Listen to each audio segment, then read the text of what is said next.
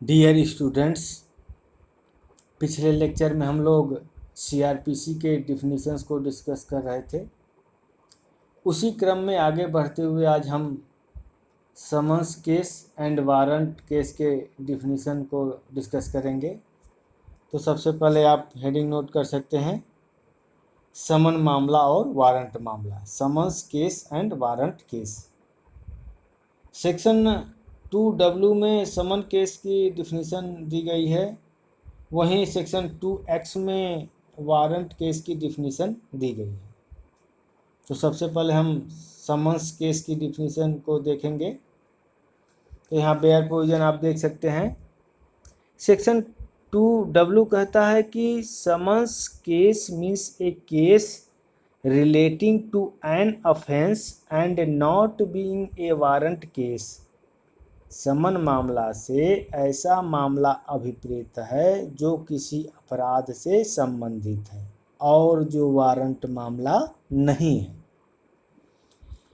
इस प्रकार section 2W की यह समन्स केस की डिफिनीशन निगेटिव है, नकारात्मक है, क्योंकि यह कहता है कि समन मामला से ऐसा मामला अभिप्रेत है जो किसी अपराध से, ऑफेंस से संबंधित है और जो वारंट केस नहीं है। तो इसे समझने के लिए हमें सबसे पहले वारंट केस किसे कहते हैं इसको जानना होगा। तो इसको हम जस्ट समन केस के बाद डिस्कस करेंगे। तो जब वारंट केस का जो डिफिनीशन दी गई उसका इंटरप्रिटेशन करते हैं, तो उसके इंटरप्रिटेशन से यह क्लियर है कि समन केस ऐसा क्रिमिनल केस है जिसमें अधिकतम 2 वर्ष तक की कारावास या जुर्माने या दोनों की सजा दी जा सकती है। इस प्रकार समन केस किसे कहेंगे? ऐसा आपराधिक मामला जिसमें 2 वर्ष तक के कारावास की सजा दी जा सकती है, वह समन केस कहलाएगा। अब एक क्वेश्चन राइज होता है कि समन किसे कहेंगे, यानी समन का क्या तात्पर्य होगा, मीनिंग ऑफ समन्स। तो समन का तात्पर्य कोर्ट का वह ऑर्डर है जिसमें किसी व्यक्ति को यह एक निश्चित तारीख, समय एवं स्थान पर हाजिर होने को कहा जाता है, उपस्थित होने को कहा जाता है। किसी व्यक्ति को एक फिक्स्ड डेट को, एक फिक्स्ड टाइम को और एंड फिक्स्ड एक प्लेस पर अपीयर होने को कहा जाता है। क्या करने के लिए? ताकि वह किसी ऑफेंस के आरोप को चार्ज या आरोप का आंसर दे सके, उत्तर दे सके। अर्थात यह एक ऐसी आदेशिका है, एक ऐसा प्रोसेस है जिसके द्वारा किसी व्यक्ति से न्यायालय में अपीयर होने की अपेक्षा की जाती है। समन केस की डिफिनीशन के साथ ही सीआरपीसी में बताए गए समन से संबंधित कुछ अन्य बातों को भी यहाँ हम देखेंगे। तो सबसे पहले हम सेक्शन 204 जो इशू ऑफ प्रोसेस, आदेशिका का जारी किया जाना से संबंधित है, तो आप इसके बेयर प्रोविजन के सेल्फ स्टडी कर सकते हैं। हम इसके मुख्य बातों को यहाँ डिस्कस करेंगे जो समन से रिलेटेड है।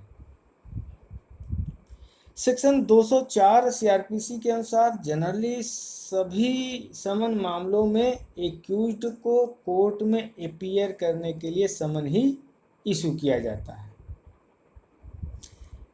लेकिन वहीं सेक्शन 87 जो कि issue of warrant in lieu of और इन एडिशन टू समन्स, समन के स्थान पर या उसके अतिरिक्त वारंट का जारी किया जाना से रिलेटेड है। वह कहता है कि यदि आवश्यक हो तो कोर्ट समन्स केस में भी रीजन को रिकॉर्ड करने के बाद, कारणों को अभिलिखित करने के बाद एक्यूज्ड की अरेस्ट का वारंट इशू कर सकता है। कारण लिख करके समन मामले में भी वारंट वह इशू कर सकता है।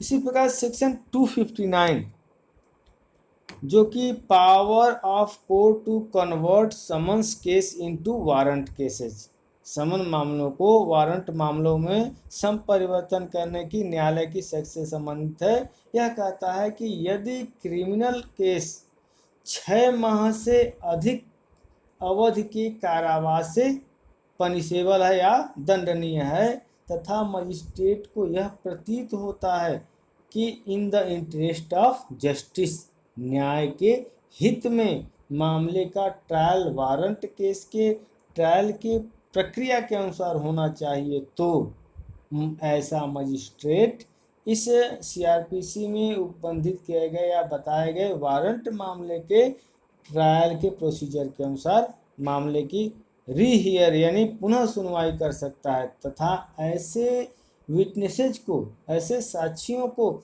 रिकॉल कर सकता है, पुनः बुला सकता है जिनका एग्जामिन या जिनकी परीक्षा की जा चुकी है। अब यहाँ एक क्वेश्चन एराइज होता है कि समन कब जारी होता है, व्हेन डज समन्स इशू। जैसा कि हमने अभी ऊपर बताया कि जनरली हर समन मामले में समन जारी होता है, जिसको हम सेक्शन 2W जो समन की डिफिनीशन दी गई है और सेक्शन 204(1)(a) के साथ पढ़ेंगे तो ये स्पष्ट हो जाएगा। अब एक दूसरा क्वेश्चन एराइज होता है कि can warrant be issued in summons case, क्या समन मामले में वारंट जारी किया जा सकता है, इशू किया जा सकता है। तो दो सेक्शन देखना होगा यहाँ, पहला होगा सेक्शन 87 और दूसरा सेक्शन 89। तो इस क्वेश्चन का आंसर होगा हाँ, यस, समन मामले में वारंट जारी किया जा सकता है। सेक्शन 87 में यह बताया गया है कि कब समन के बिना वारंट इशू किया जा सकता है।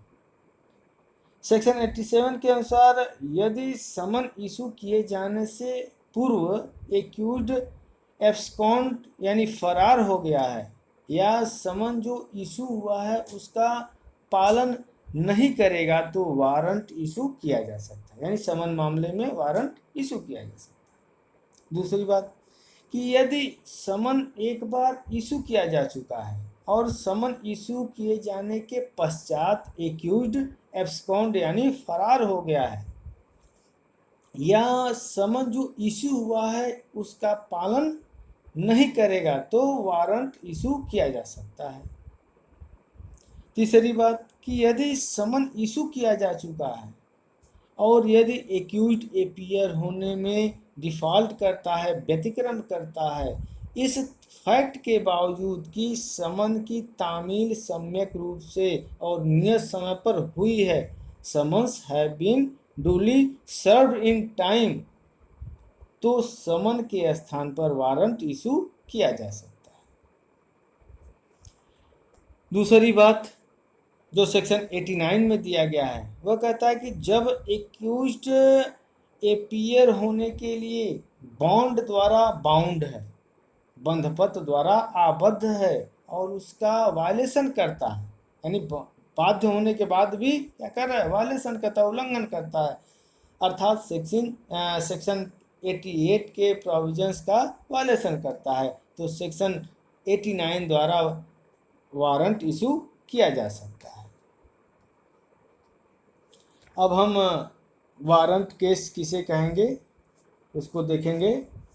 वारंट केस की डिफिनीशन सेक्शन 2X में दिया गया है, जो कहता है कि warrant case means a case relating to an offence punishable with death, imprisonment for life और imprisonment for a term exceeding 2 years।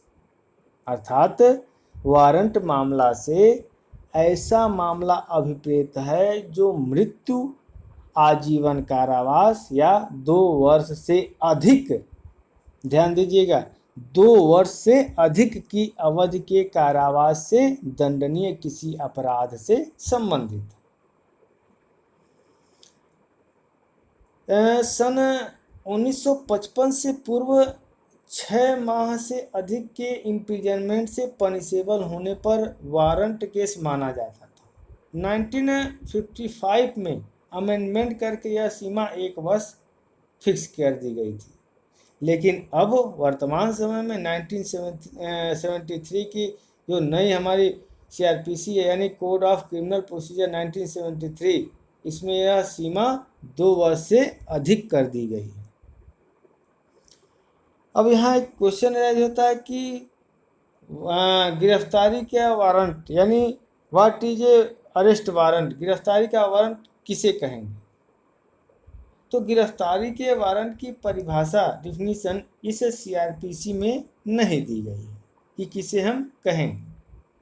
फिर भी वारंट का अभिप्राय या तात्पर्य ऐसा रिटेन ऑर्डर से है, जो लिखित आदेश से है, जो मजिस्ट्रेट द्वारा हस्ताक्षरित एवं जारी किया जाता है। It is signed and issued by the magistrate, तथा यह किसी पुलिस ऑफिसर के नाम से किसी व्यक्ति को एड्रेस्ड होता है, संबोधित होता है, जिसे यह आदेशित किया जाता है, समादिष्ट किया जाता है कि वह वारंट में बताए गए व्यक्ति को अरेस्ट करके कोर्ट के समक्ष अपीयर करे, उपस्थित करे।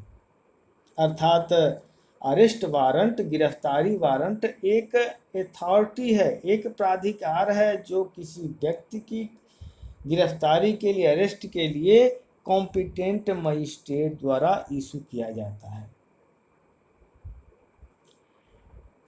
यहाँ एक क्वेश्चन राइज होता है कि जब एक्यूज यह एक से अधिक चार्ज हो, यानी जो एक्यूज है उस पर एक से अधिक चार्ज हो, तो क्या उनके पनिशमेंट को जोड़ दिया जाएगा, ऐड कर दिया जाएगा?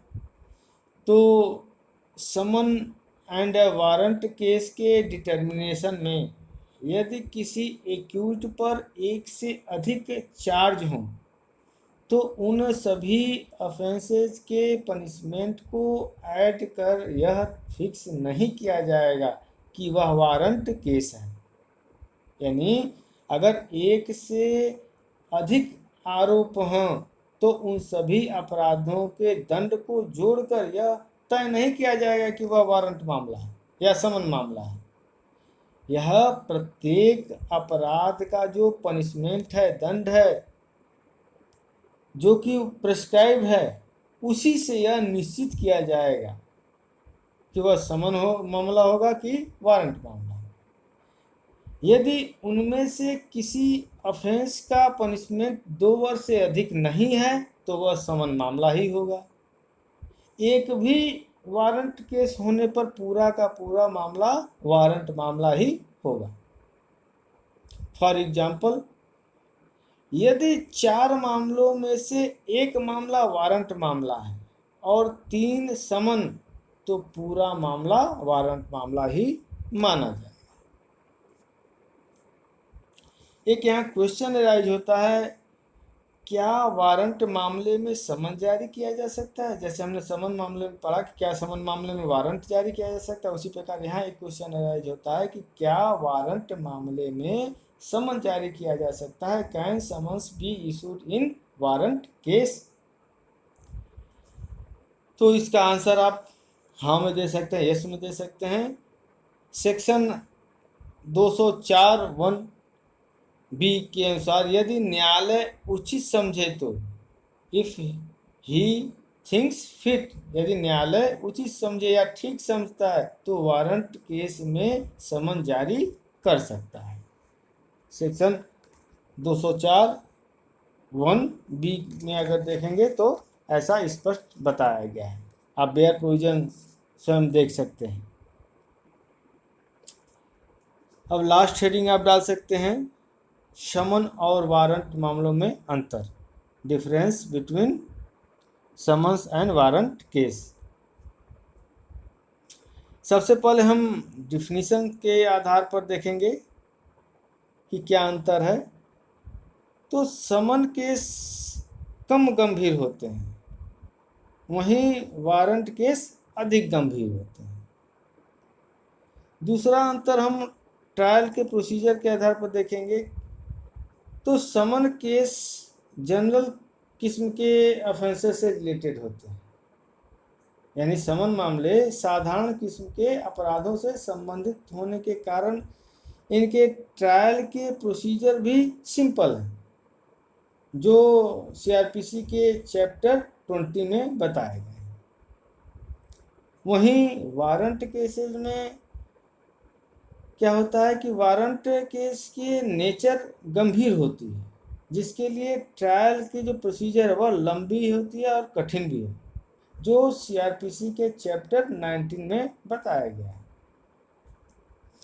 तीसरा अंतर पनिशमेंट के आधार पर कर सकते हैं कि समन्स केस में 2 वर्ष या 2 वर्ष से कम अवधि के इम्प्रिजनमेंट से पनिशेबल मामले आते हैं। यानी इसको हम कह सकते हैं 2 वर्ष तक के जो कारावास से संबंधित मामले हैं वे समन मामले में आते हैं। वहीं वारंट केस में डेथ इम्प्रिजनमेंट फॉर लाइफ और imprisonment for a term exceeding 2 years यानी मृत्युदंड, आजीवन कारावास या 2 वर्ष से अधिक अवधि के कारावास के मामले वारंट केस के अंतर्गत आते हैं। चौथा अंतर आप कर सकते हैं ट्रायल के आधार पर कि समन केसेस का ट्रायल कुछ कंडीशन में वारंट मामलों की तरह हो सकता है। जब आप सेक्शन 259 पढ़ेंगे तो वहाँ देखेंगे कि समन मामलों का ट्रायल कुछ दशाओं में वारंट मामलों की तरह हो सकता है, लेकिन वारंट मामलों का ट्रायल समन मामलों की तरह नहीं किया जा सकता है। और लास्ट डिफरेंस आप दे सकते हैं, समन्स केस में एक्यूज ने यदि ऑफेंस का कन्फेशन कर लिया है तो विटनेसेस के स्टेटमेंट को लिखे बिना और इन प्रोसिक्यूटेबल एविडेंसेस के ट्रायल के बिना ही एक्यूज को कन्विक्टेड मान लिया जाएगा। ऐसे सिचुएशन में फॉर्मली चार्जशीट तैयार करना भी जरूरी नहीं है। लेकिन वहीं वारंट केस में बिना प्रोसिक्यूटेबल एविडेंस का, अभियोज्य साक्ष्य का ट्रायल किए और बिना एक फॉर्मल चार्जशीट तैयार किए कन्विक्शन नहीं किया जा सकता, दोष सिद्धि नहीं की जा सकती। इस प्रकार समन केस और वारंट केस की डिफिनीशन के साथ हमने कुछ अन्य बातों को भी यहाँ डिस्कस किया। तो इस पर हम जो summons case and warrant case की डिफिनीशन को देखते हैं तो यह क्या बताता है। यह अभियुक्त के उपस्थिति को सुनिश्चित करने का एक साधन है, एक तरीका है। यह तरीका 2 तरीके से यहाँ बताया गया है। समन जारी करके किसी व्यक्ति को न्यायालय में उपस्थित किया जा सकता है, दूसरा तरीका एक्यूज को अरेस्ट करके। तो समन बताया गया कि समन जारी कब जारी होता है। तो जैसा कि हमने डिफिनीशन पढ़ा सेक्शन 2W और 2W के साथ हमने सेक्शन 204(1)(a) को पढ़ा। तो बताया गया कि जनरली हर समन केस में समन जारी हो, लेकिन इसके अपवाद भी बताए गए जो कि सेक्शन 87 और 89 में बताया गया आपको। उसी प्रकार एक्यूज को अरेस्ट करके न्यायालय में अपीयर किया जाता है। तो 2 तरीका है उसका भी, एक विथ वारंट और दूसरा विदाउट वारंट, वारंट के साथ और दूसरा बिना वारंट के। तो वारंट के साथ 2X की डिफिनीशन हमने देखा। अब बिना वारंट के कैसे अरेस्ट किया जाएगा तो हम आगे डिस्कस करेंगे सेक्शन 41, 42, 43, 44 यानी एक्सेट्रा। तो इन सेक्शंस को जब डिस्कस करेंगे तो वहाँ बताया जाएगा कि कब बिना वारंट के पुलिस अरेस्ट कर सकती है। धन्यवाद।